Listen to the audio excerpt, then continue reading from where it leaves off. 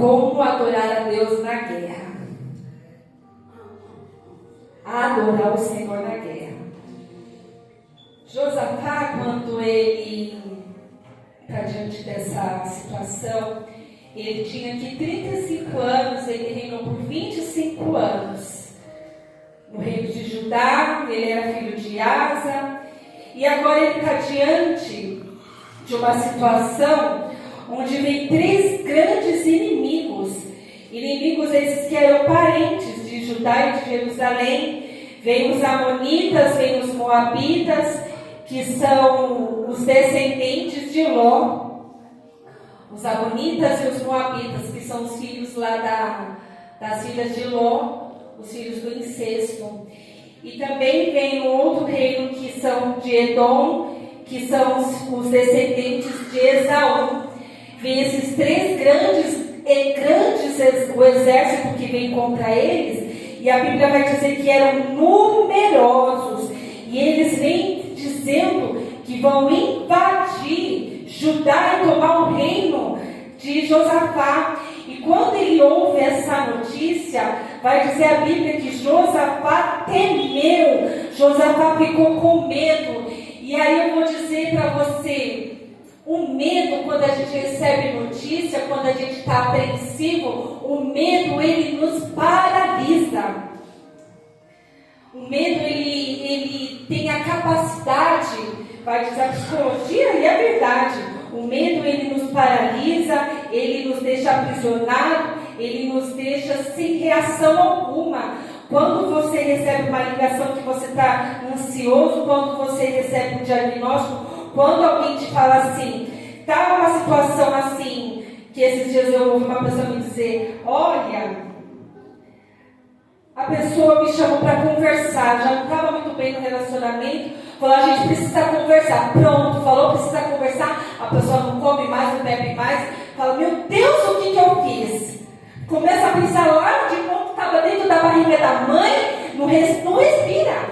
Enquanto não conversar, a pessoa não vive.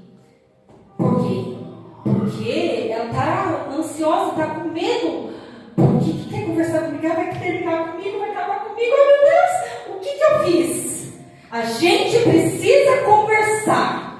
Mandou isso no WhatsApp, mandou essa mensagem, mandou e-mail, acabou. Está dentro de uma empresa, o chefe manda assim, vai para RH porque a gente precisa conversar. Às vezes é uma promoção, mas mandou, vai no RH, acabou. A pessoa está cheia de dívida, está cheia de compromisso, fez a compra que já está contando dinheiro que nem começou o mês, mas a pessoa já gastou para o ano que vem. Aí fala assim, né, gente? Imagina.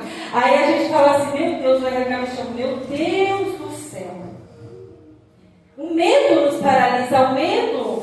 E aí, tem situações que a gente fica, meu Deus, que nem eu. A pessoa vai lá fazer o exame, pensando, passa. É isso, eu falei, não. Eu não sou uma pessoa de sentir medo, eu sou uma pessoa confiante. Mas quando a pessoa, naquele dia eu estava sensível, melindrosa, a pessoa vai lá, passa o negócio e fala, você sabe o que é cisto? Cisto é benigno, mas quando é nódulo é maligno. E aí quando ela falou, eu falei, o quê?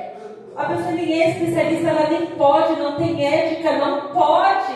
Mas naquele dia você atrasou, você está vulnerável hoje eu vou te pegar. E aí a pessoa está sensível, ouviu, Satanás falou, hoje que eu te pego. Aí eu falei, nossa, chorei. Aí a pessoa, calma, eu falei, não acredito, espalhou, não é possível. E aí a gente começa, Deus, e agora? Satanás, aí a Bíblia vai dizer assim, lá em Efésios 6, 10. Nós precisamos usar o escudo da fé. Por quê? Porque nós estamos numa batalha. Às vezes a gente esquece que nós estamos numa batalha e ele lança os dardos inflamados do maligno. Imagina, a gente só enxerga o mundo físico, o mundo natural, e às vezes a gente esquece do mundo espiritual. A quantidade de seta que ele lança contra as nossas vidas. E a batalha maior é na onde, gente? Na mente. Porque às vezes a gente é forte, está tudo bem no físico, Mas se ele te travar aqui, ele te ganhou. O que tem aí um ditado popular que diz? Cabeça vazia, o quê? Pois bem, por isso que Jesus está dizendo, bote o capacete da salvação. E aí quando a gente usa o escudo da fé, a fé é confiança em Deus, é a fé, confiança na palavra do Senhor, porque aí vai dizer a palavra dele, para que possais apagar os dardos inflamados do maligno.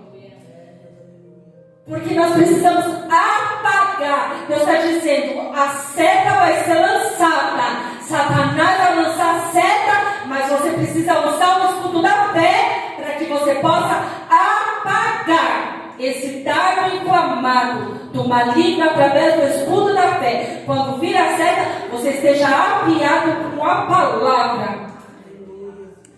E aí a gente está forte? Claro que não. Porque aí você fala, meu Deus! E aí Josafá está o quê? Com medo. Outrora ele fez aliança com quem outrora? Com Acabe. E aí quando ele faz outrora aliança com Acabe, ele é usado um profeta para dizer, não vá nessa guerra. Porque se fores nessa guerra, não é para ir, porque vai morrer. Mas aí Acabe morre e Deus dá um livramento para Josafá. Às vezes Deus está dizendo, não é para fazer aliança, mas a gente insiste. Aí Deus está dizendo, estou te dando esse livramento, mas aprende que certas alianças não é para serem feitas. Aí Deus deu o livramento para Josafá, aí agora Josafá tem uma experiência e ele esqueceu desse momento dessa experiência. Porque quando a gente está com medo, nós esquecemos de todas as promessas de Deus nas nossas vidas. Vai dizer a palavra que ele temeu. E quando nós estamos com medo, nós esquecemos de tudo. Nós queremos falar, Senhor, a gente quer chorar, a gente quer se trancar, a gente quer falar, meu Deus. A única coisa que eu falava é, Senhor, misericórdia. Não, Deus, tem misericórdia. Aí o diabo querendo me azucrinar para eu reclamar, porque nós somos falhos, irmãos. Mas Deus está dizendo, adorar na guerra. Porque o diabo quer usar a minha e a sua vida para murmurar, para reclamar. Mas todas as vezes que vier um ataque, se prepare que o mesmo inferno que se levanta, o mesmo inimigo que se levanta para te atacar, é esse mesmo que Deus vai usar para te abençoar. A experiência que nós um dia vivenciamos, aí Deus falou, um dia você vivenciou uma experiência, nos dias antes de eu usar o teu inimigo para te abençoar, você vivenciou uma grande experiência de uma semana extremamente atribulada, Fabiana. Eu te dei um tempo determinado, foi anunciado. Você acha que o teu inimigo ia facilitar? Falei, Deus, ele não ia facilitar. Mas e aí, eu estou para te dizer, ele então vai fazer o quê? Você vai orar. E foi o que Josafá fez. Vai dizer a palavra do Senhor que ele foi orar.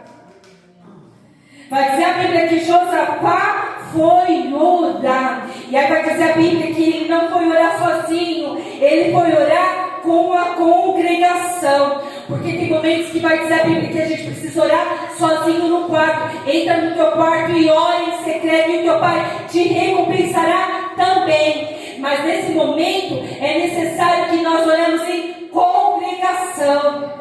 Porque não é só eu que estou enfrentando uma batalha. Nós estamos enfrentando uma batalha muito grande. Não é só eu, tem muita gente aqui que está enfrentando batalhas muito grandes. E aí não foi uma coisinha pequena. É como se fosse uma grande avalanche, Deus está dizendo. Porque vem só uma guerra, uma luta, uma coisa, né, pastora? É assim, gente, eu não sei a semana de vocês, eu não sei o dia de vocês, mas assim, para mim, para minha casa, toma água. Para mim, para você na sua casa, parece que vem uma avalanche. Não acontece uma coisa de uma vez, acontece tudo de uma vez. Por quê? Porque são 3 reinos que estão se levantando. São principados e potestades muito grandes que estão se levantando porque o Senhor tem uma coisa muito grande para nos entregar. E aí o diabo quer que a gente desanime e não confie naquilo que o Senhor nos confiou. Mas eu confio. A minha carne está dizendo não, a minha carne está doendo, a minha alma está querendo gritar, a minha alma está querendo espernear, a alma está querendo, mas o Espírito quer adorar. Nós precisamos fortalecer o nosso espírito no Senhor. Lá em 1 Timóteo 1,7 vai dizer: Deus não nos deu espírito de temor, mas de poder, de amor e de equilíbrio. Aleluia! E aí vai dizer que Josafá ora e busca ao Senhor e proclama um jejum. Porque, irmão, não é apenas só oração, mas também a proclamação de um jejum para humilhar a nossa alma. Vai dizer a Bíblia que um coração quebrantado não desprezarás, ó Deus. Quando a gente coloca a humilhação da nossa alma, porque nós temos as nossas debilidades, as nossas fraquezas, e aí a gente fala: Senhor, a minha vontade, Senhor, é de desistir, é de parar, é de murmurar, é de reclamar, é de te questionar, mas eu decidi que eu vou buscar ao Senhor, que eu vou orar e que eu vou humilhar a minha carne e vou humilhar a minha alma. Porque nós, gritando, esperneando, não movimentamos o céu, mas quando nós humilhamos a nossa alma, o nosso espírito diante de Deus, o coração quebrantado, é aí que nós tocamos aos céus. Aleluia. E aí quando ele congregaciona todo o povo, chama o povo para orar, e aí sabe o que ele faz, irmãos? A oração certa, porque nós precisamos aprender a orar.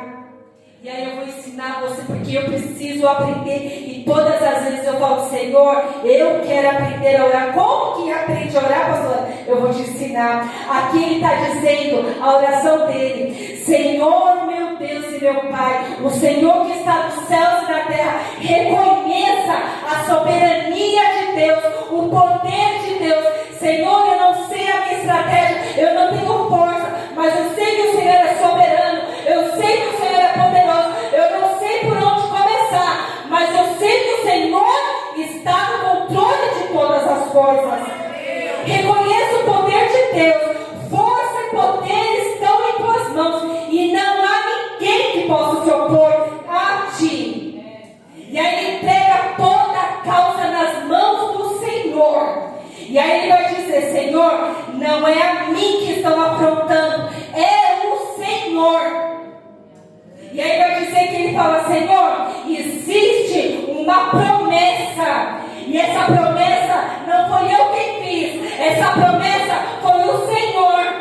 Sabe, o Senhor já está dizendo que eu vou ser mentora de pessoas, de mulheres. Como que eu vou ser mentora? Se a cada vez que eu vou no médico, o médico me dá um diagnóstico. E aí, Deus? Deus, como que eu vou ser isso? Como que eu vou fazer aquilo? Se cada vez que eu vou numa situação, o médico falar uma coisa: ó, para você acabou. Deus, como que eu vou fazer isso? Como que eu vou fazer aquilo? Se cada vez o meu cenário é impossível.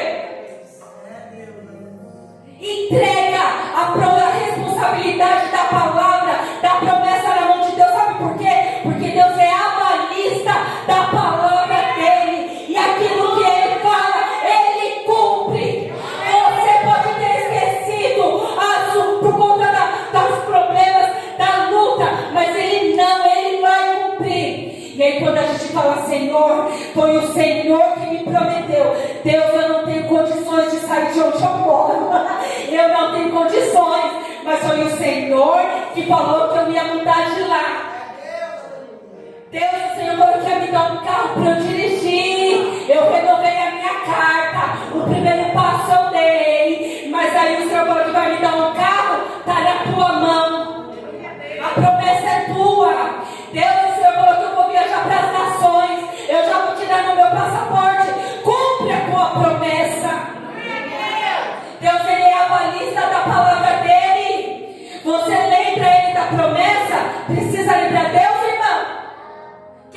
desequilibrar é você. Por quê? Porque o medo, a tristeza, a dor, os problemas fizeram você esquecer da promessa de Deus. Quando você ora e você fala, Senhor, olha a promessa que um dia o Senhor fez para mim.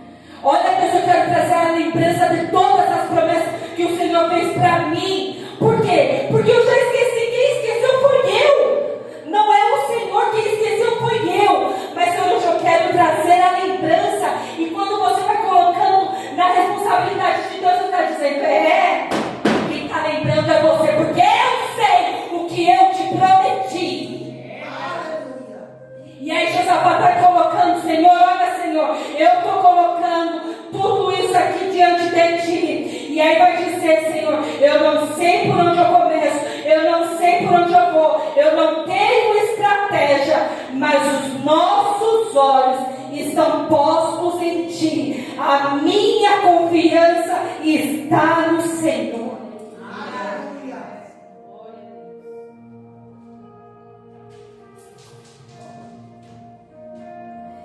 E aí então vai dizer que Deus começa a se movimentar.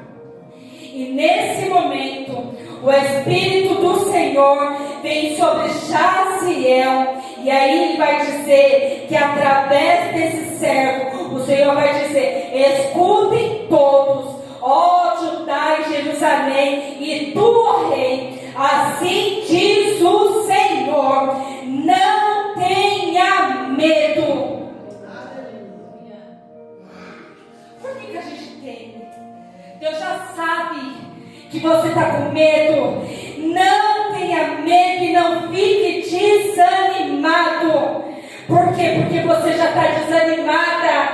Você já está querendo dizer, se está dizendo, não é para ter medo, porque na minha palavra tem uma ordem para você. Todos os dias da sua vida eu estarei convosco até a consumação dos séculos. E não desanime por causa desse grande exército, porque a batalha não é de vocês, mas minha. Irmãos, que palavra mais linda. Quando Deus diz que a peleja não é nossa, mas dele, é para a gente fazer o quê? Cruzar os braços? Não. Dá vontade de cruzar, né? Porque a gente está no exército e o general de guerra fala assim, pronto, a batalha não é de vocês, mas minha, pode deixar que eu vou lutar. Aí a gente fala, tá bom, Jesus, eu vou orar e vou confiar. Deus está dizendo, a batalha é minha, não é de vocês. Mas o que ele está dizendo? Mas vocês precisam o quê? Tomar as suas posições. Mesmo que você não vá lutar, você precisa estar posicionado. Deus não fica com o soldado relaxado. Mesmo que ele não vá lutar, você precisa estar posicionado. Ele fala, nessa guerra você não luta, mas tome a sua posição. Esteja posicionado, permaneça firme e veja o livramento que o Senhor irá te dar. E mais uma vez ele afirma a palavra que ele já tinha dito: não tenha medo e não desanime. Todas as vezes que o Senhor dá uma palavra e ele vai lá e repete a palavra de novo, é porque já está próximo. Você já reparou, pastora? Quando Deus fala uma profecia para você, e aí ele fala de novo e de novo, porque está próximo. Pode ser porque assim, às vezes a gente esquece. Aí você fala, não esqueci não, Deus. Não estou acreditando muito não, Deus. Aí Deus fala, não, está próximo. Deus está falando, não é para desanimar, não é para temer. Não é para temer, não é para desanimar. Fica posicionado, fica firme. A peleja não é tua. Sai amanhã para enfrentá-los, porque o Senhor estará com vocês. Aí vai dizer a Bíblia que Josafá então se prostrou com o rosto em terra, e todo o povo e Jerusalém se prostrou com o rosto em terra, em adoração perante o Senhor. Adoração ao Senhor. A adoração ao Senhor é adorar ao Senhor é algo que nós fazemos que é genuíno e que é voluntário, que sai do nosso coração, que é do nosso fundo, do nosso coração, porque algumas pessoas, diante de situações difíceis, elas fizeram e nós fazemos também. E aí eu queria aqui citar algumas pessoas da Bíblia que, diante de luto, diante de situações tão difíceis, adoraram a Deus, porque adorar a Deus é adorar pelo que Ele é. Então Jó se levantou, rasgou o seu manto, raspou a cabeça e com o seu rosto em terra o adorou. O Senhor o deu, o Senhor o tomou. Bendito seja o nome do Senhor. Em tudo isso Jó não pecou e nem atribuiu a Deus falta alguma. Então Davi se levantou do chão, tomou um banho, penteou os cabelos, trocou de roupa, depois foi para a casa de Deus e o Senhor o adorou. Como adorar diante do luto? Como adorar diante de tamanha perda? A mente humana não consegue entender como que uma pessoa diante de luto, diante de perdas, consegue adorar um Deus tão poderoso, tão tremendo. Uma vez eu li um comentário no Instagram, uma pessoa perguntando como adorar um Deus que tira a vida de uma criança. E aí eu vou te falar, não foi Deus que tirou, que tira o pecado, que tira o mundo. Porque nosso Deus, Ele continua no trono. Ele é soberano, Ele é amado, Ele é poderoso, Ele tem atributos maravilhosos. O que está consumindo o mundo é o pecado. E nós sabemos que todas as coisas, sendo boas ou não, contribuem para o bem daqueles que amam a Deus. E quando nós adoramos ao Senhor, nós entendemos que Ele é o Deus Cordeiro do mundo, desde a fundação do mundo, o Deus que nos amou e nos escolheu. O que nós temos de bom para oferecer a Ele? Nós somos ruins, nós somos perversos. Uma hora a gente está aqui adorando e se alguém tropeçar no nosso pé, nós desejamos matar a pessoa, nós desejamos chutar. Para, não me irrita. Como se a gente está adorando, de repente a gente consegue ser tão volúvel, e aí a gente vai entender como que um Deus tão poderoso consegue amar o ser humano, se nós, seres humanos, não conseguimos amar tanto um ser humano. E aí a gente consegue entender que Deus, Ele é, e nós o adoramos porque Ele nos amou primeiro. E aí o ser humano não consegue entender, mas a nossa adoração precisa ser genuína, precisa ser voluntária. Nós precisamos adorar, porque nós somos criados para adorar. Lá em 1 Efésios 1:12 vai dizer que nós somos feitos para adorar a Ele. E aí Jesus vai entender que para vencer uma guerra, você precisa adorar. E o diabo está mostrando todas as fichas em mim e você. Será que ela vai conseguir adorar a Deus?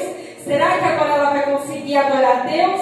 Será que ela não vai murmurar? Será que ela não vai desistir? Quando um dia ele foi entregar a mãe dele lá pro doutor, e o doutor falar assim: vamos desligar o aparelho, a gente vai encerrar tudo. Aí como entregar para o Senhor aquilo que a gente mais ama? E falar: Senhor, faz a tua vontade. E mesmo assim, a gente chegar no ponto de adorar com a alma sangrando, com a alma corpo rasgado, e falar: Senhor, faz a tua vontade. Abraão subiu um monte com a promessa andando do lado dele. O que ele mais queria era o filho dele. E Deus dizendo: me entrega, Abraão, me entrega aquilo que você mais pediu, me entrega para o Senhor, eu te entrego. E aí você fala: Senhor, eu vou te adorar mesmo, Senhor, me pedindo aquilo que eu mais te pedi.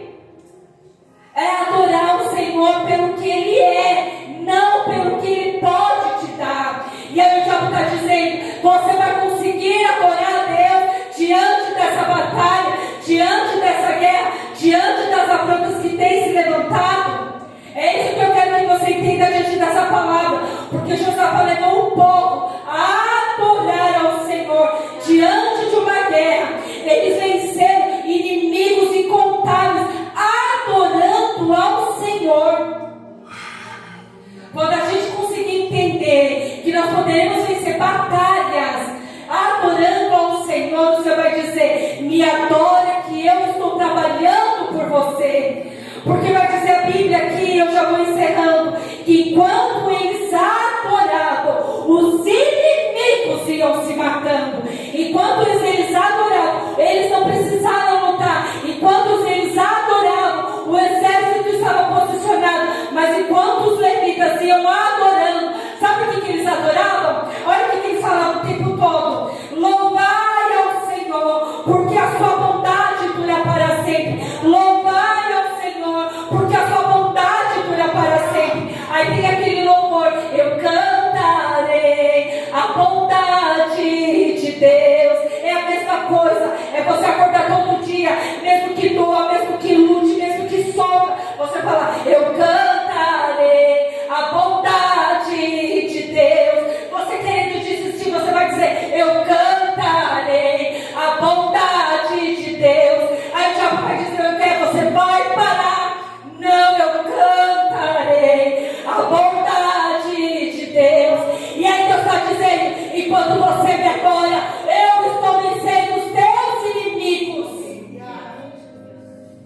E aí eles se mataram um a um foram derrotados, enquanto eles adoravam ao Senhor. E aí sabe o que Deus me disse nessa palavra, que foi a coisa mais linda? Enquanto muitos fazem a adoração, depois que vencem a batalha, eles entenderam que fazer a adoração antes de receber é melhor. A ação de graça antes de receber é melhor. Aí está o segredo. Diz a Bíblia que 3 dias eles ficaram saqueando os espojos. 3 dias de riqueza, 3 dias de objetos preciosos. Deus trouxe em abundância, porque eles entenderam que entregar antes para o Senhor é melhor. Eu falei: eu entendi, Senhor. A minha ação de graça vai ser antes, o meu louvor vai ser antes, a minha adoração vai ser antes, a minha entrega precisa ser antes. Todo mundo faz ação de graça depois que recebe. Eles entenderam que entregar antes de vencer os inimigos. Você pegou essa ceia? Glória a Deus.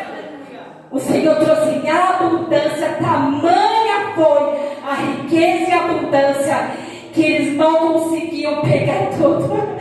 Precisaram de 3 dias para poder receber tamanhas bênçãos que Deus tinha para eles, porque eles descobriram que o segredo da adoração ao Senhor é a essência que Deus nos criou. Entregar para o Senhor antes, como Ana fez. Existem princípios na Bíblia, irmãos, que nós precisamos seguir. Entrega para o Senhor antes de receber, que o Senhor recebe. Amém? Eu agradeço a oportunidade em nome de Jesus.